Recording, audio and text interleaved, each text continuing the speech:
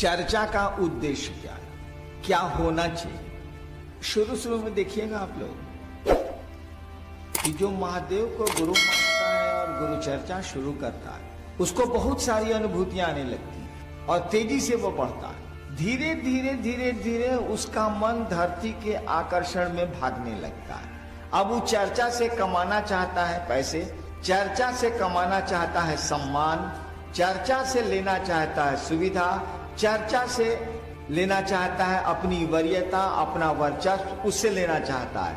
कहेगा आपको कि जानते हैं मणिकांत जी, हम 5 साल पहले शिव को गुरु माने थे, ओह क्या मजा था, ओह क्या अनुभूतियां थी सारा, लगता था कि सूरज को पूरब से पश्चिम उगा सकते हैं हम। अब थोड़ा गड़बड़ हो गया है, चर्चा तो करते हैं लेकिन वैसी कोई अनुभूति नहीं आती। कुछ गड़बड़ नहीं हुआ, साले के मन में गड़बड़ी हो गई, उसका अहंकार फेंक दिया। वो बुझ रहा है कि इलाका वाला हमको चिन्ह रहा है कि नहीं, हम यहाँ के जोनल संयोजक हैं। साले चूतिया। अब देखिए, अब जोनल संयोजक है, ये दिमाग में आ गया, शिव गुरु भारी नहीं रह गए, पद भारी हो गया, आदमी को कहां से अनुभूति मिलेगी। पैसा भारी हो गया, शिव गुरु की अनुभूति उसको कहां से मिलेगी। शुरू शुरू में तो एक ललक रहती है, बाद में धरती उसको पकड़ने लगी। उसका दोष नहीं है, पकड़ने लगती है। वो जब मेरे पास आएगा, 4 सुंदर सुंदर वचन बोलेंगे हम ना, तब उसको लगेगा कि वो हम सीनियर हो गए, लेकिन तब वो माधवचोद बहनचोद तो होता है हमको, ठीक रहेगा। अब मेरे पास नहीं है तो धीरे धीरे धीरे धीरे उसका अहंकार चढ़ता चला जाएगा, चढ़ता चला जाएगा। गुरु चर्चा का उद्देश्य क्या है, मूल बात पहले समझ लीजिए। मुझको मेरे गुरु ने कहा था 1984-85 में, तुम जो करते हो कहते नहीं हो, तुम जो करते हो कहते नहीं हो। मैंने कहा मैं जो करता हूं सो कहता हूं। हम बहुत पूजा पाठ में ठगाए हुए हैं, इसीलिए जो करेंगे सो कहेंगे। उन्होंने कहा असत्य बोलते हो, झूठ नहीं कहा, कहा असत्य बोलते। असत्य का मानी होता है जिस सत्य को आप नहीं जानते। असत्य का मानी होता है जो जिस सत्य को आप नहीं जानते हैं और बोल रहे हैं। झूठ का मानी होता है सत्य आप जानते हैं तब नहीं बोल रहे। जैसे एक छोटे बच्चे से आपने पूछा दूधू कितना होगा बउआ, वो अंगुली पर जोड़ा, बोला दूधू 3। जोड़ने में उसने गलती कर दी है, 3, लेकिन वो झूठ नहीं बोल रहा है। कहे वो जोड़ के उसको 3 आया है तो दूधू 3 बोल रहा है। कहा जाएगा दूधू 3 तो होता नहीं है, तो कहा जाएगा बच्चा असत्य बोल रहा है, दूधू 3 होता ही नहीं है। लेकिन झूठ भी नहीं बोल रहा, उसके जोड़ में आया है 3, तो क्या बोलेगा। इस अगर आप जानते हैं 2 1 3 होता है और तब बोल रहे हैं 4, तब आप झूठ बोल। कि आपको मालूम है कि 2 1 3 होता है, तब दूसरे को आप 4 बोल रहे हैं, तब झूठ बोल। तो मेरे गुरु ने मुझको कहा असत्य बोलते हो। मैं उस समय असत्य का माने नहीं जानता था, मैं समझता था असत्य का मानी झूठ होता।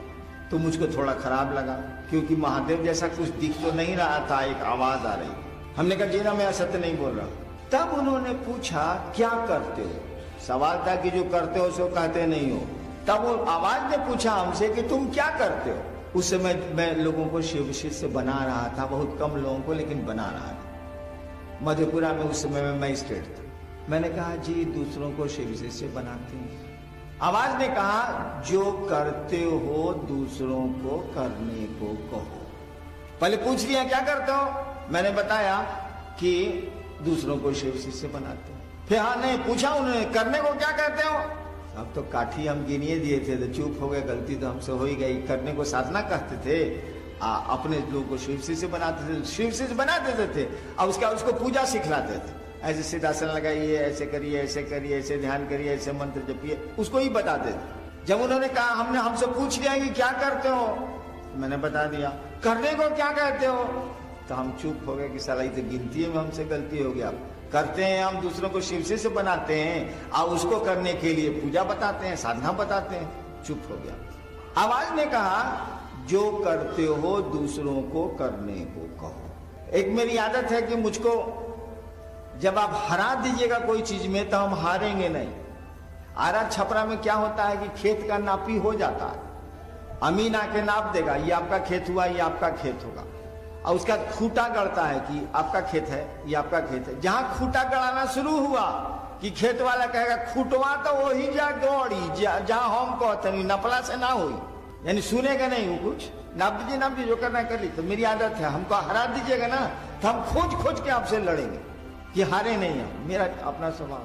तो हमने महादेव से कहा, उस आवाज से कहा महादेव को प्रचार की जरूरत है। तुरंत मैं समझ गया कि इससे महादेव का प्रचार होगा।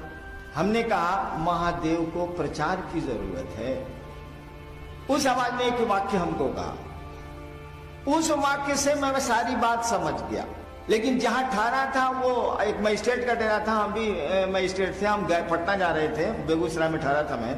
वो तब तक चाय लेके आ गया। हमने कहा सर सुनिए ना, सीनियर थे रिटायर कर गए, सर सुनिए ना ऐसे ऐसे हुआ। तो बोले कि हम लोग कुछ जानेंगे तब ना महादेव का चर्चा करेंगे। उसके बाद तो वह वाक्य मैं समझ तो गया लेकिन भूल गया। जब भी कोई बहुत ऊपर की सत्ता आपसे कुछ बोल रही है उसको काटिए मत, सुन लीजिए चुपचाप। रोहतगी साहब आए थे, मजिस्ट्रेट साहब, भीतर से चाय लेके, हम उनको कहा वो काट दीन, और उस समय आवाज वहीं पर खड़ी होगी, बस वही भूला गए, हम भूला। यानी गुरु का आदेश था तुम जो करते हो दूसरों को करने को कहो। हमसे उन्होंने पूछा था तुम क्या करते हो, हमने कहा था दूसरों को शिव शिष्य बनाते हैं, दूसरों को महादेव का चेला बनाते हैं। उसमें शुरू कर दिया था मैंने।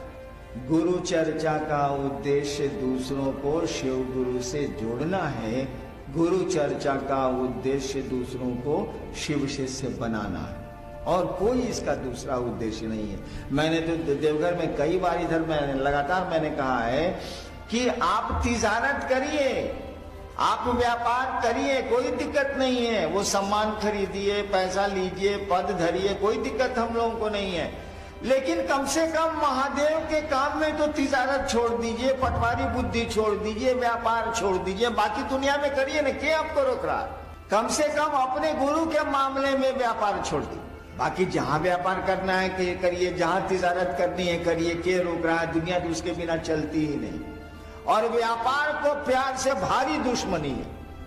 जैसे रोशनी को अंधेरे से दुश्मनी है या अंधेरे को रोशनी से दुश्मनी है, प्यार को व्यापार से भारी दुश्मनी है। अगर व्यापार में आप प्यार को ले आया, व्यापार बैठ जाएगा।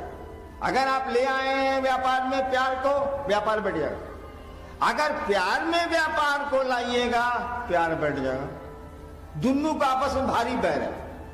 प्यार और व्यापार एक साथ रह ही नहीं सकते, मोहब्बत और तिजारत एक साथ हो ही नहीं सकती। दोनों दूसरे को एक दूसरे को मारेगा। व्यापारी हैं आप, उसमें मोहब्बत कर रहे हैं, सब लुटा दीजिएगा, चला जाएगा व्यापार हवा में।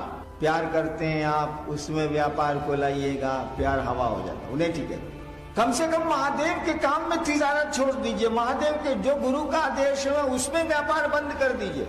उसमें पद ना देखेंगे, उसमें धन नहीं देखेंगे, उसमें सम्मान नहीं देखेंगे, कोई दिक्कत नहीं है, बहुत बढ़िया चलेगा। क्यों ऐसा मैं कह रहा हूं? गुरु आपकी चेतना का परिमार्जन करते हैं, उनसे संबंध बना के रखिएगा ना तो धीरे धीरे सारी चीजें ठीक हो जाएंगी, सब कुछ सुंदर हो जाएगा।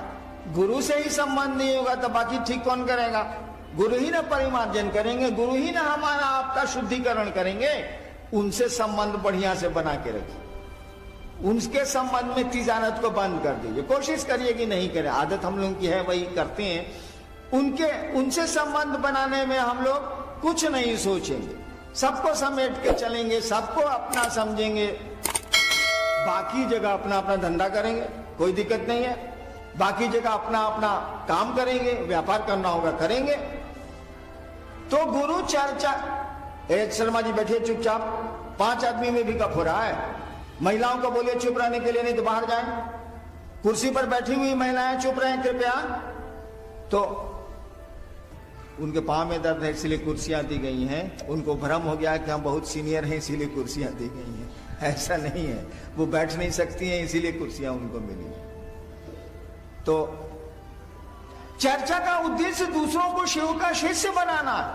आप चर्चा करती हैं तो ये सोच के जाइए कि हे महादेव ऐसी दया करिए, ऐसी दया करिए कि लोग आपको गुरु बना ले, फिर हमको जाना नहीं पड़े, वही लोग मुझको बुलाएं कि दीदी जाइए ना, कमाल गुरु के बारे में बताइए। आप 1 महीने में आइएगा ना, पूरा मोहल्ला को हम शिवसित हम ही बना के रखेंगे, तब आप आइएगा ना, आप जाइए ना, अरे कमाल हो गया।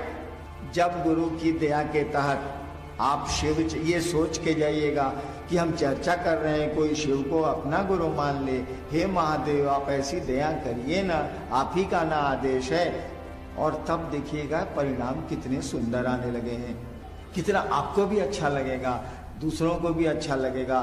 जो शिव को गुरु मान बैठे हैं वो थोड़ा